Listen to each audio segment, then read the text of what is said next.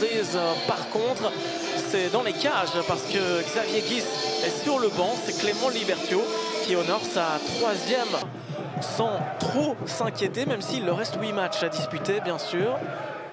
Ça fait 24 points à prendre. Et première occasion peut-être pour Corentin Lavie, qui est sur son pied gauche, le centre, la tête et l'ouverture du score.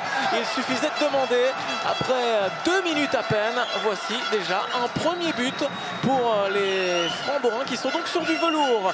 Avec cette ouverture du score, ça n'a donc pas traîné et ça va faire grincer des dents Stijn Vreven, le nouveau coach, qui voulait voir, eh bien oui, de la possession de balle, plus de sérieux défensif, de l'intensité, et boum, qui encaisse directement ce premier but, une tête plongeante, bien administrée, hein, ce centre de Corentin Lavie, qui ne fait pas sa meilleure saison jusqu'à maintenant. Eh bien, ça c'est très bien joué, il a effacé son homme, le centre est bon, et le sauvetage, il traque la frappe. Oh, quelle déviation incroyable de Naïm Boujou, qui a joué les gardiens de but avec sa tête.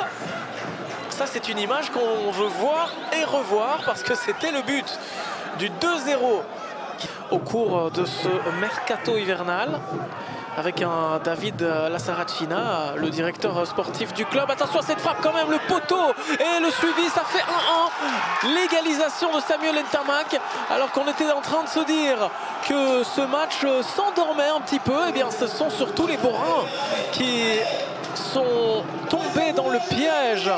Pas de clean sheet et peut-être pas de victoire pour les joueurs de Karim Belhosseine avec le 5e but.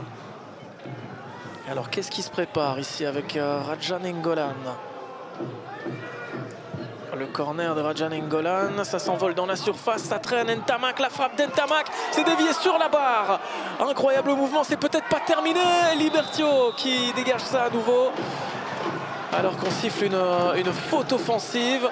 Cours de Stijn Vreven dans les vestiaires du Stade Vedette a complètement changé les choses. On revoit cette action. Est-ce que c'est un hors-jeu qu'on a signalé?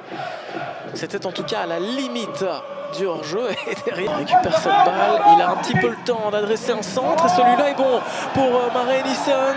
Et quelle récupération à nouveau. On va voir d'ailleurs le retour héroïque de Mamadou Sané. Et de même pour Otmar. Nicolas Fontaine avec Naïm Boujou, le capitaine. Naïm Boujou, le centre. Et on s'effondre dans la surface. Et il y a un penalty qui est accordé. Penalty sifflé par Laurent Willems. Et quel bouleversement, vraiment, ce match. Une tournure tout à fait inattendue.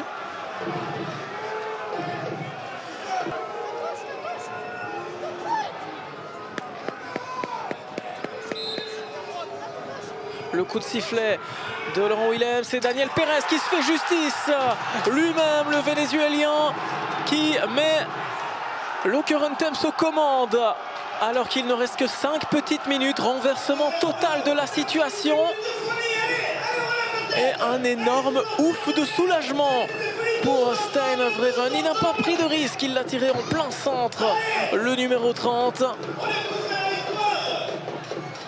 Et c'est bien joué, il a pris à contre-pied, à la rage de vaincre. Ça s'est joué à des détails et c'est terminé sur ce score de 1-2, presque à la surprise générale, puisque la première mi-temps aura été totalement à l'avantage du RFB. Et finalement,